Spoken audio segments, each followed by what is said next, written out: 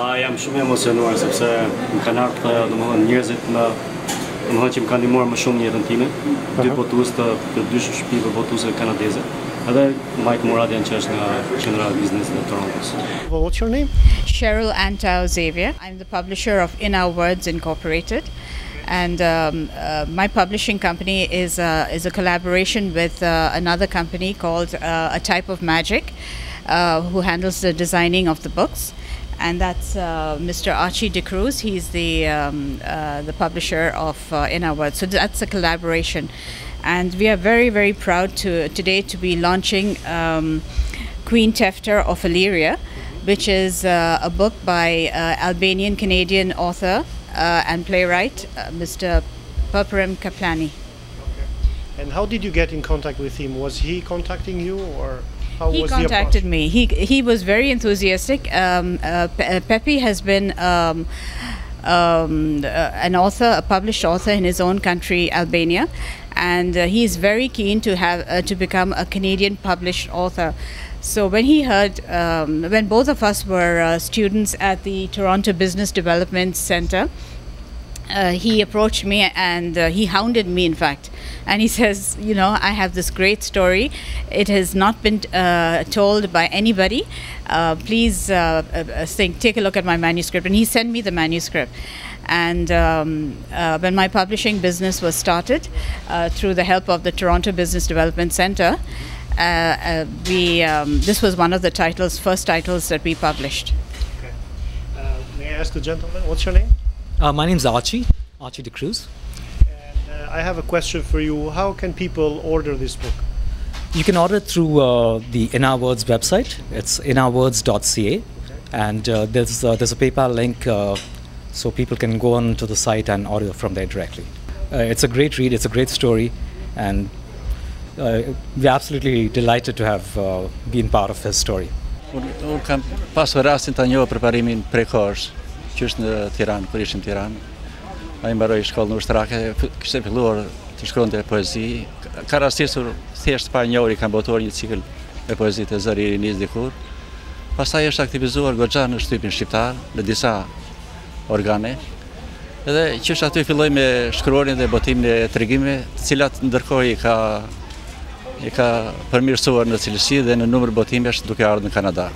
Si duket liria bën punën e vet. Në këtë pikpamje edhe botimi i këtij libri sot, i Përparim Kaplanit, është një fakt domethënës edhe në gjininë e tij, që ai nuk është dramaturg, nuk e mban veten për dramaturg, është tregimtar, është gazetar i mirë, por është botimi i parë i shqiptarëve si libër në Kanada. Domethënë, nëse do shkruhet dikur një lloj historiku, libri i Përparimit do jetë i pari.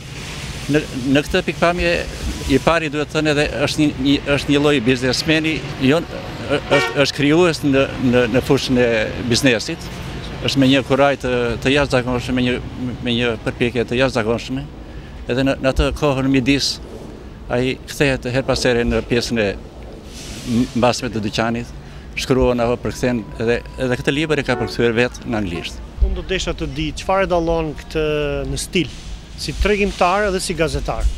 Po, Përparimi ka veçori të parë të tij aksionin.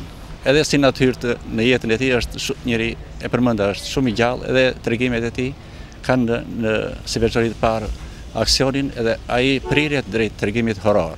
Në këtë këndvështrim ka futur edhe disa tregime në rrjetet e ndryshme internetik të shkrimtarëve North America, dhe ka marrë konsideratat që duhen respektuar. Si e vlerësoni ju këtë hap që ka hedhur Përparim Kaplani në emigrim, pra botimin e një libri të tij, në rastin konkret të një drame, aq më tepër në anglisht?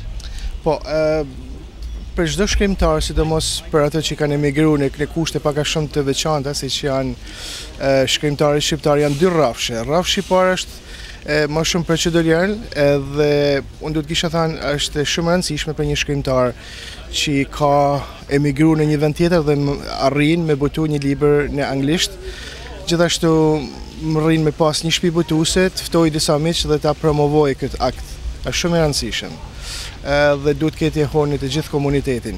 Mandej, ashtu siç edhe Faruku tha, cilësia, është një proces që kërkon kohë, që libri të mërrinë në dorën e lexuesit, të përpunohet dhe manet të rikthehet në formën e një vlerësimeve.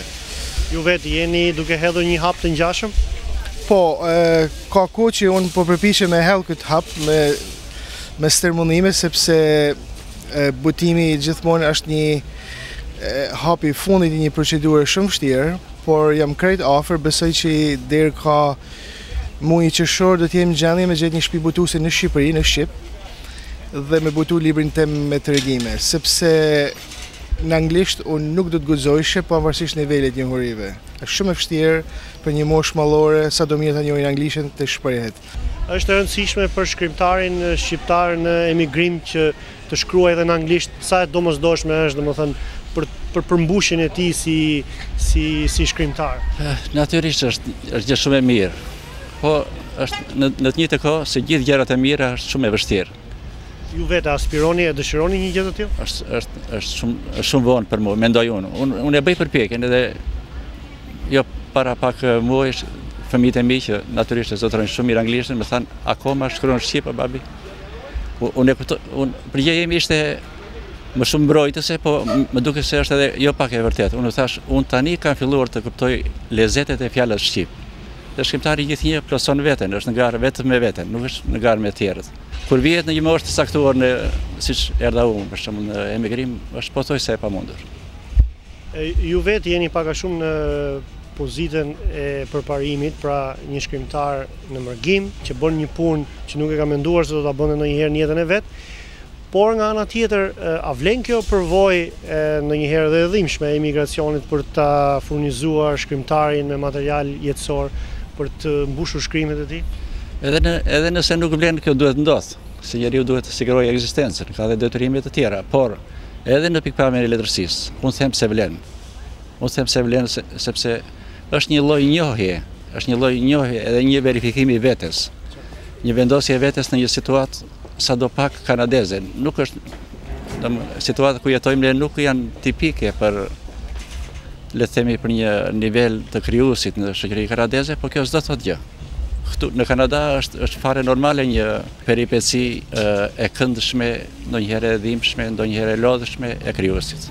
My name is Mike Moradin. I'm one of the business advisors at the Toronto Business Development Center, and we're here today to celebrate the first anniversary of Albany Pizza and the book launch, of course, of Mr. Pirparum Kaplani. And it's been a pleasure working with Pirparum over the last year and with Cheryl. They were both clients of the Toronto Business Development Center over the last year. And I remember meeting up with Pepe when he just had some blueprints of the store that you see here today. So it's been a pleasure working with him, and he's faced a lot of challenges. But he's a fighter, and he's done very well over the last year, as you can see. You know, the store is very well mature, and everyone's waiting for a slice of pizza. So. Përparim ka qelluar ndonjëherë që duke gatuar pizzën ta kesh pas mendjen të shkrimet edhe të kesh bërë ndonjë porosi gabim? Ka qelluar ndonjëherë.